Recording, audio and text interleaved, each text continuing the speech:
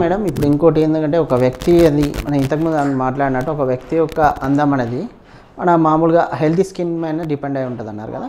ఈ స్కిన్ పైన చాలామందికి చాలా సమస్యలు వస్తున్నాయి. మామూలుగా మచ్చలు కానీ అలాంటివి రావడం వల్ల చాలామంది అంటే వాళ్ళకు ఒక అనీజీగా ఫీల్ అవుతున్నారు. అందం అనేది మీరు చెడిపోతుందని ఇప్పుడు ఉదయం లేచినప్పటి నుండి వాళ్ళు అద్దంలో వాళ్ళ అందాన్ని చూసుకుంటారు. అలాంటి ముఖంలో చూసుకున్నప్పుడు మచ్చలు ఏర్పడినప్పుడు చాలా కొద్దిగా ఇబ్బందిగా ఫీల్ అవుతారు. అంటే ఈ మచ్చలు దేనివల్ల వస్తాయి అంటారు? ఓకే, మొహం పైన మచ్చలు అనే వాటికి చాలా కారణాలు ఉంటాయండి. అందులో హార్మోనల్ ప్రాబ్లమ్స్, లేదంటే పింపుల్స్ వచ్చి దాని మచ్చలు పడడము, లేదా కొన్ని కైండ్ ఆఫ్ అలర్జీస్, కొన్నిసార్లు రియాక్షన్స్ అవ్వడము, అండ్ కొన్నిసార్లు లైట్ ఎలర్జీ అంటాం అది అవ్వడము, లేకపోతే మెడిసిన్స్ పడకపోవడం, ఇలా చాలా కారణాలు ఉంటాయి. సో మనం జనరల్గా చూసే చాలామందిలో కామన్ ప్రాబ్లమ్స్ ఏంటంటే పింపుల్స్తో వచ్చి తర్వాత మచ్చలు మిగిలిపోవడం. వాటికి మనం పింపుల్స్ కోసం మచ్చల కోసం మంచి ట్రీట్మెంట్స్ ఉంటాయి, క్రీమ్స్ ఉంటాయి, ఫేస్ వాషెస్, ఇంకా ఫర్దర్గా అది చాలా సివియర్గా ఉంటే మనం కెమికల్ పీల్స్ అని, లేజర్స్ అని చాలా ఉంటాయి అన్నమాట. వాటితో చాలా బాగా తగ్గించుకోవచ్చు. అలాగే ఇంకొక కామన్ కారణము హార్మోనల్ పిగ్మెంటేషన్, అంటే దాన్ని మెలాజ్మా అంటాము, అంటే తెలుగులో మంగు అంటారు. సో అదేంటంటే కొంచెం ఎస్పెషలీ లేడీస్లో ప్రెగ్నెన్సీ టైంలో కానీ లేకపోతే మెనోపాజ్లో కానీ ఎక్కువగా వచ్చే అవకాశం ఉంటుంది.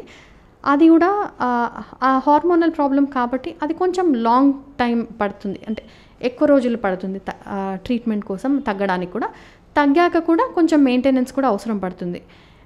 అలాగే వేరే కారణాలు అంటే కొన్నిసార్లు అలర్జిక్ రియాక్షన్స్, అంటే సపోజ్ హెయిర్ డై ఏమన్నా వాడాము, లేకపోతే బింది డర్మటైటిస్ అంటాం, అది పెట్టుకోవడం వల్ల, లేకపోతే పర్ఫ్యూమ్స్, కాస్మెటిక్స్ వాడుకోవడం వల్ల అవి పడకపోవడం వల్ల వచ్చే మచ్చలు, పిగ్మెంటేషన్లు కూడా ఉంటాయి. అవి తగ్గించుకోవాలి అంటే ఫస్ట్ మనకి ఏది పడట్లేదో అది ఫస్ట్ మానేసి ఉన్న పిగ్మెంటేషన్ కోసం ట్రీట్మెంట్ చేస్తామన్నమాట. సో దాంతో కూడా అవి తగ్గించుకోవచ్చు.